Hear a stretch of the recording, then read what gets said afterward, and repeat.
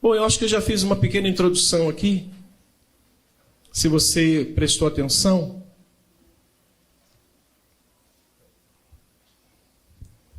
Sobre o capítulo 10.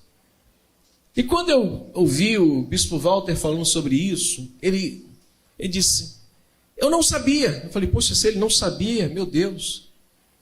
Ele disse, eu não sabia, mas a ceia não começa, a pregação sobre a ceia não começa no capítulo 11, começa no capítulo 10. E aquilo me despertou. E eu, rapidamente, quando eu cheguei no gabinete no outro dia, eu já peguei minha Bíblia e comecei a ler, contextualizando os 2 capítulos. Eu falei assim, de fato, tem tudo a ver.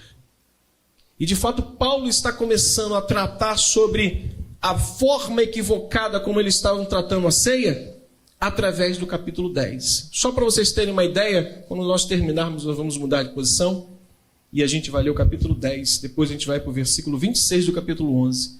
Terminamos, gente? Todos ofertaram?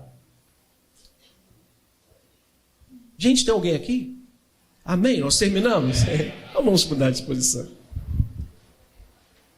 Olha o que diz o capítulo 10, 1 Coríntios.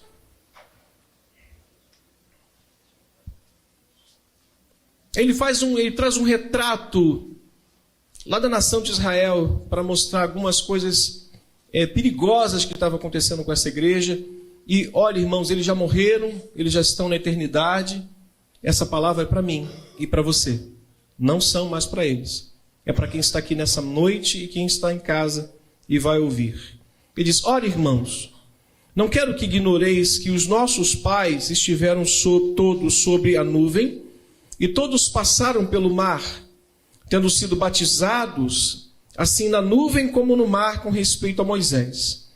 Olha o detalhe do texto, versículo 3. Todos eles comeram de um só manjar espiritual. E o quê?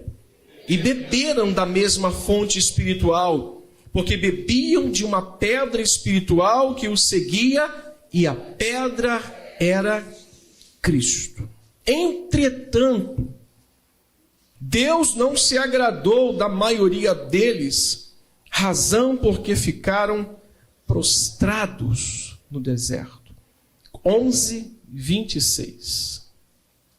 Porque todas as vezes que comerdes este pão e beberdes o cálice, anunciais a morte do Senhor até que ele venha. Por isso, aquele que comer o pão ou beber o cálice do Senhor indignamente será réu do corpo e do sangue do Senhor. Obrigado a Deus pela sua palavra. Abençoa essa pequena reflexão antes de pegarmos os elementos em mãos e nos alimentar dele em nome de Cristo. Amém. Ocupe o seu lugar.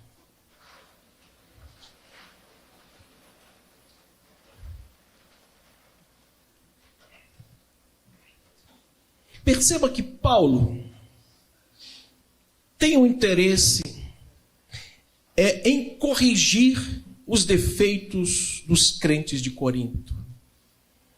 O objetivo do apóstolo Paulo não foi se promover ao longo do seu ministério. O apóstolo Paulo não tinha interesse em momento nenhum em de, através daquilo que ele fazia, que as pessoas olhassem para ele e julgassem ele como o melhor. Pelo contrário, as cartas que Paulo escreve, no final da segunda carta de Paulo aos Coríntios, ele precisa fazer uma defesa própria das acusações que estão fazendo contra ele, de que ele era um homem que não tinha autoridade e poder. Por quê? Porque o que ele fazia, as pessoas achavam que era insignificante.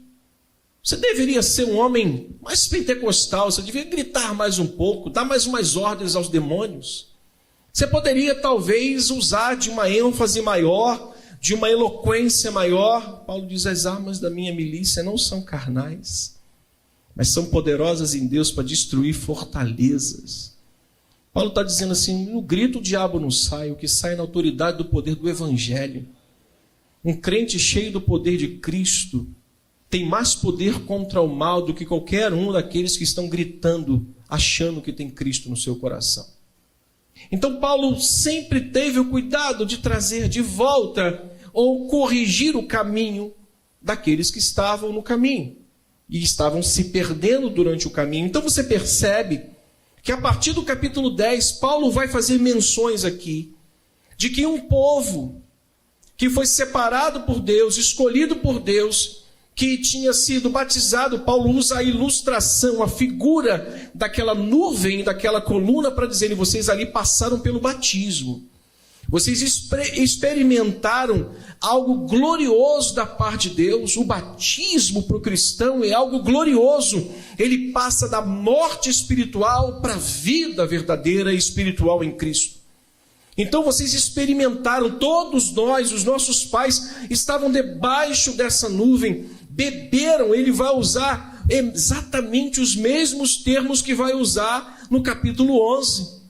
Quando ele está dizendo para eles assim: olha, quando vocês se reúnem para beber e comer, não é a ceia do Senhor que vocês... Paulo está dizendo, o que vocês fazem nada tem a ver com ceia. Por quê? Ele vai explicar. Então Paulo vai usar a ilustração da nação de Israel para mostrar para aqueles irmãos que, da maneira como eles estavam servindo a Deus e vivendo, Deus não estava se agradando. A maioria deles pereceram. Paulo está usando a ilustração do passado para dizer, em consequência do mau uso da sua vida com Deus, eles morreram, eles pereceram. Capítulo 10, a partir do versículo 5. Entretanto, Deus não se agradou da maioria deles, razão que ficaram prostrados no deserto. Então Paulo vai corrigir a ideia deles a partir dessa história, do retrato que ele vai colocar diante deles da nação de Israel. A partir daí, ele vai olhar para eles e vai dizer: e nisto eu não vos louvo. Neste quesito que vocês se reúnem para cear, nisso que vocês fazem, eu não tenho nada para louvar a vocês. Não existe louvor na atitude de vocês. Aí Paulo vai explicar, capítulo 11, verso 17. Olhe para a sua Bíblia, por gentileza. Ele diz: nisto, porém, que eu vos prescrevo, que eu estou relatando para vocês, não vos louvo. Leia o restante. Porquanto vocês, quando se ajuntam, não se ajuntam para o melhor e sim para o... Porque, antes de tudo, eu estou informado e haver o quê? Divisão entre vocês. Quando vos reunis na igreja, e eu em parte... Porque até mesmo importa que haja partidos entre vós, para que também os aprovados sejam conhecidos diante de Deus. Quando, pois, vos reunir no mesmo lugar, Paulo está dizendo, não é a ceia. Olha que coisa dura que Paulo está dizendo. Paulo chega no meio dessa igreja e diz: olha, quando vocês estão reunidos perante a mesa, perante o pão, os elementos sagrados, irmãos, preste atenção em algo que eu vou falar aqui agora. Existem dois sacramentos à luz das Escrituras: batismo e ceia. Se violarmos esses dois únicos sacramentos, o que será da nossa alma? Então por que antes de uma pessoa falar: Alexandre, coloca meu nome lá, porque eu senti no coração. Por que me foi? Procurar um cardiologista. Quem sente alguma coisa no coração tem que procurar um cardiologista. Deus me convenceu que eu sou um pecador e que eu preciso de uma nova vida e preciso... Irmãos, o dia do meu batismo foi o dia da minha conversão. Me batizei ao lado dela. A piscina estourou os azulejos todinhos, tanto pecado que eu tinha eu com ela. Um prejuízo danado. Mas o dia do meu batismo foi o dia da minha conversão, porque eu disse: não tem mais volta. São os dois únicos sacramentos. E as pessoas até o dia presente acham que é um banho. Elas não mudaram o seu modo de viver, não mudaram o seu modo de falar, não continuam mentindo, continuam fazendo as mesmas coisas que faziam antes do banho. E para piorar, pega o sacramento que é a imagem mais precisa, mais fiel do amor de Deus a nós. Pastor, um pão e um cálice, um vinho, é a expressão mais exata do amor de Deus. Se nós precisamos de imagem, irmãos, todos nós aqui gostamos de imagem, não para adorar, mas nós viemos de uma cultura de imagem, nós gostamos de ter coisas e ver coisas. Se precisamos de uma imagem, a imagem está aqui. A imagem reflete Cristo na cruz, morrendo por mim e por você. Quando você pegar os elementos, você tem que olhar para uma imagem, e essa imagem de Cristo crucificado, morto. E quando você olhar para aquele retrato, põe o seu rosto lá, porque era você que deveria estar lá. Seria eu que deveria estar lá, não Cristo. Então há pessoas que às vezes olham para isso e acham que isso não... Então Paulo está tratando de um assunto extremamente... Ele fala, isso que vocês estão fazendo nada tem a ver com o sacramento da ceia. Então, a fim de corrigir, de resolver o problema dentro da igreja, ele apresenta dois aspectos importantes sobre a ceia do Senhor. Primeiro é como eles estavam celebrando de forma equivocada. Vocês não estão celebrando a ceia como ela deveria ser celebrada. Vocês, quando sentam à mesa, vocês estão divididos, não são um corpo. Eu estava tentando lembrar de uma canção hoje, para nós cantarmos hoje aqui, A Começar em Mim Quebra Corações. E eu não estava lembrando da canção. Eles estavam sentados à mesa, mas estavam divididos como corpo de Cristo.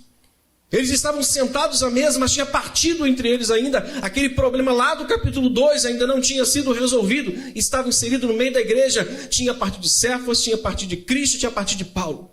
E Paulo, eu não posso louvá-los com essa atitude.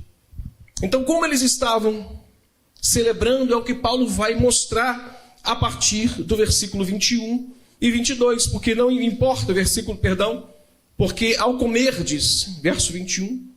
cada um toma antecipadamente a sua própria ceia. Olha o que eles estavam fazendo.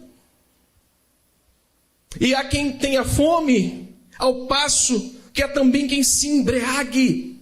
Não tendes, Paulo está dizendo, não tendes casa, meus irmãos, onde comer e beber, façam isso lá.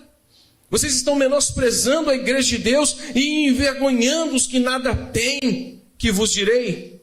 Louvar-vos-ei, o que disse Paulo? Não, nisto eu não louvo a vocês.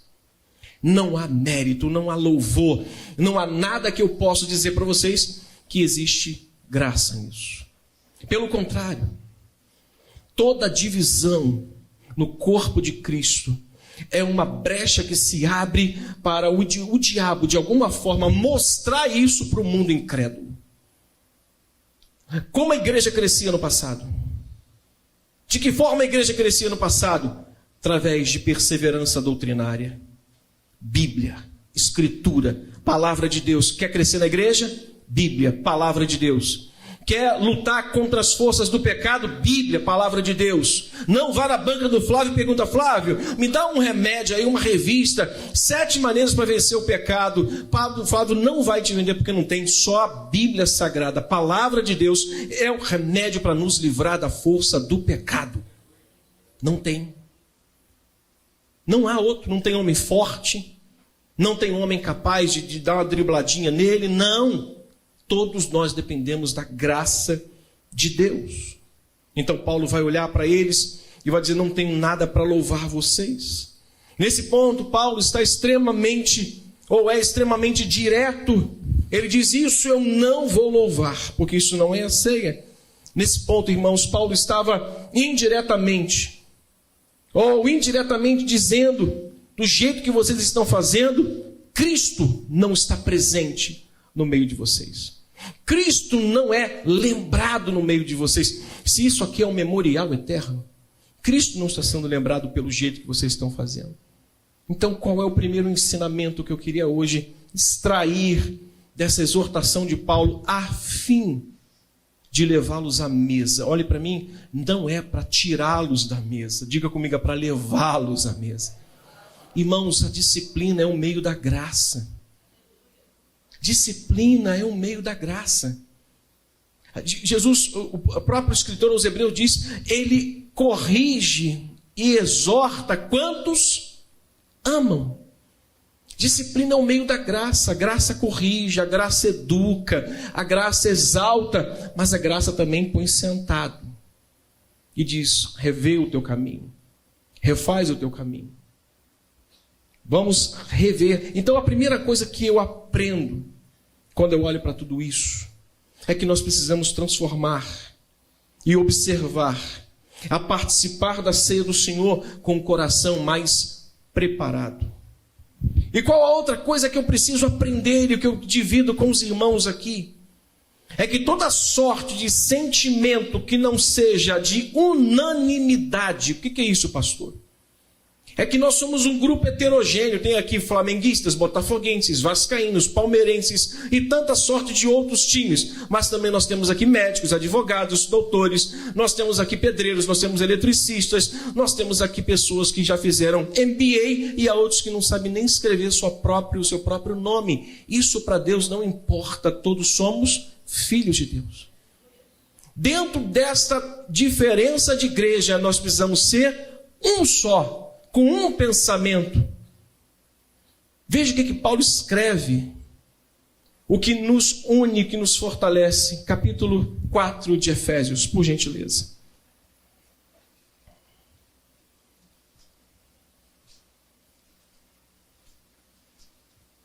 Efésios.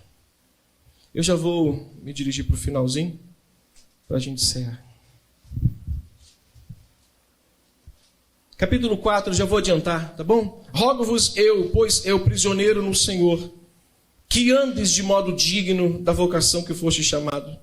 Verso 2, ele diz: que tipo de andar é esse? Com toda humildade. Leia comigo. Com humildade, com mansidão, com longanimidade, suportando-vos uns aos outros em amor, esforçando-vos diligentemente para preservar a unidade do Espírito no vínculo da paz. 7 motivos que Paulo vai destacar aqui para a gente andar junto. Não são 2, não são 3, são 7 motivos que Paulo nos exorta para nós andarmos juntos, unânimes, em meio a todas as nossas diferenças culturais, intelectuais. Todas as nossas diferenças têm que estar convergidas para cá, para esses 7 motivos aqui. Por que nós devemos andar juntos? Porque há um só, versículo 4, por gentileza, há um só corpo, um só Espírito, como também foste chamado numa só esperança da vossa vocação. Há um só, uma só e um só batismo, um só Deus e Pai de todos, o qual é sobre todos e age por meio de todos e está em todos. Por que Paulo não estava louvando eles pela ceia? Porque esses 7 motivos não faziam parte do coração daqueles crentes. Quando eu venho para a ceia, aliás, irmãos, se nós fôssemos levar ao pé da letra, nós deveríamos deixar a nossa oferta ali no altar. Aqui. E eu ia me reconciliar com meu irmão. Antes de levar a minha oferta, não tem nada com o Rogério, não. Me dirigi ao Rogério, mas o Rogério é meu parceiro, fica tranquilo. É pescador igual a mim. Pesca nada igual ele, igual a mim. Tínhamos que levar o pé da letra. Antes de levares a oferta, deixa ela no altar. Se tem alguma coisa com teu irmão, vai lá se acertar com ele, depois vem e entrega a tua oferta. Então, o que Paulo está dizendo, não louva vocês, porque vocês, quando sentam, vocês têm um sentimento de divisão. Cada um come a sua própria ceia, bebe, e há uns que se embriagam. Então, irmãos, Paulo está dizendo para ele, primeiro aspecto, é como eles estavam celebrando de forma equivocada. Agora, a partir do versículo 23, como eles deveriam celebrar? Então está aqui, versículo 23, para eu finalizar. Porque todas as vezes que vocês comem este pão e bebem este cálice, leia comigo, vocês estão anunciando a morte do Senhor até que Ele venha. É uma pregação, irmãos. Quando eu recebo dos irmãos, dos diáconos, dos obreiros, os elementos, me permita pegar, e esse vai ficar logo para mim. Quando eu pego, eu estou mostrando para o mundo, estou anunciando para o mundo que ele veio e que ele vai voltar, que ele morreu na cruz do Calvário. É uma pregação, eu estou anunciando, eu estou pronunciando a todos que ele morreu pela minha vida. E Paulo está querendo que esses irmãos retornem com a vida deles, com valores dele, exatamente como ele está escrevendo no capítulo 20, no versículo 23 em diante. E Paulo ensina novamente como deveriam celebrar. Agora Paulo não só vai exortar, ele não é só aquele pai que diz não, ele diz por quê. Não é só aquele pai que briga, mas ele senta para ensinar ou fazer o que é certo. Então Paulo agora vai ensinar como eles deveriam fazer isso, a partir do versículo 24. Leia, por favor, para eu finalizar. E tendo dado graças, partiu e disse: isto é o meu corpo que é dado por vós, fazei isto em memória de mim. Primeira coisa que Paulo vai fazer é mandar-nos olhar para a morte sacrificial de Jesus. Paulo está dizendo, ou está lembrando, que a base da minha salvação, da sua salvação, não está nos milagres que Jesus fez. Os milagres que Jesus fez apontavam para Jesus, para o poder de Deus, para o poder do Evangelho. Não era o ensino do Sermão do Monte, aquilo é o fundamento da nossa fé, mas a base da nossa salvação é a morte de Cristo. Se Jesus não tivesse morrido, você não seria salvo. Se ele não tivesse entregue a sua vida na cruz, você não estaria aqui nessa noite. Então, quando você sentar à mesa e voltar à mesa, lembre-se de que você está aqui não por mérito, mas porque alguém morreu no seu lugar. Todas as vezes que vocês sentarem, todas as vezes que eu sentar, eu preciso me lembrar, eu não estou aqui porque eu quis estar aqui. Eu estou aqui porque Cristo me salvou através da sua morte. Isso deve fazer com que a gente apresente-se nesse lugar com mais reverência, mais preparado. A morte de Cristo foi a substituição de todos os meus pecados por uma vida abundante que Ele me deu e deu a todos que ainda um dia serão salvos. A vida que você tem hoje, a abençoada vida que você tem hoje, irmão, porque nós temos uma vida abençoada. Não temos, não. Nós temos uma vida abençoada. Quantos podem atestar isso? Pelo amor de Deus, quantos têm uma vida? Eu tenho uma vida abençoada. Eu sou um pecador miserável e hoje eu tenho uma vida abençoada. Estou casado, tenho 2 filhos, tenho alimento na minha mesa, eu tenho saúde, tenho uma igreja, tenho um pastor, tenho irmãos. Eu não tenho só 4 irmãs, não. Eu tenho as centenas e milhares de irmãs e irmãos. Mas além disso, Paulo vai dizer que eu não tenho só que olhar para a morte de Cristo, eu tenho que também ter uma esperança de que um dia essa glória será futura para mim. Ele vai dizer lá no versículo 26, porque todas as vezes que comerdes o pão e beberdes o cálice, anunciais até que ele venha. Ele vai voltar. Ou seja, quando eu sento, os irmãos passam os elementos, eu pego, eu estou dizendo, ele morreu, ele ressuscitou, ele está assunto aos céus, mas ele prometeu que vai voltar. Cadê o João? Jesus Cristo! Todo mundo achava que ele era louco, mas ele estava dizendo, ele vai voltar. A visão dele estava nos céus. E como é que Paulo finaliza o ensino dele? A ceia. Exatamente com um autoexame do nosso coração. Não sente nesse lugar, não pegue os elementos, se você antes não fizer um autoexame da sua alma. Antes de tudo, irmãos, faça um exame. Sendo, Pai, me perdoa. Perdoa o que eu fiz, pecados que eu não lembro, palavras que eu falei, pecados de omissão, pecados de comissão, tudo, perdoa. É um autoexame. E nós temos um advogado justo e fiel, que é Jesus Cristo, que nos perdoa. E Ele não quer que a gente fique fora da mesa. Ele fala, depois que vocês se examinarem, comam. Peguem os elementos e fortaleçam-se na minha presença. Alguém um dia entrou na igreja e o diácono estava oferecendo a ceia para um grupo de pessoas. Aí a irmã, não, muito obrigado. Aí o diácono, mas por quê? Muito obrigado. Não sou digna. Aí o pastor lá de longe viu. O diácono veio, por que a irmã não tomou ceia? Pastor, eu tentei. Falei para ela 2 vezes pegar, só que ela disse que não era digna. Aí ele disse, tudo bem, tá bom. Ela foi lá. O pastor saiu. Ô irmã, eu vim te oferecer a ceia, mas eu quero que você pegue. Não quero. Mas por quê? Porque eu não sou digno, irmãos. A Bíblia diz que a ceia não são para os dignos. Então pode pegar. São para os pecadores. Então pode pegar, toma a ceia. Irmãos, isso aqui não é para digno. E nem indigno. É para pecador. Quantos são pecadores aqui? Então eu queria que você saísse do seu lugar. E os irmãos vão estar aqui na frente hoje, servindo para vocês, pecadores. Vamos fazer isso? E depois a gente vai voltar para o nosso lugar, sentar. E vamos nos examinar. Amém? Cadê os nossos irmãos?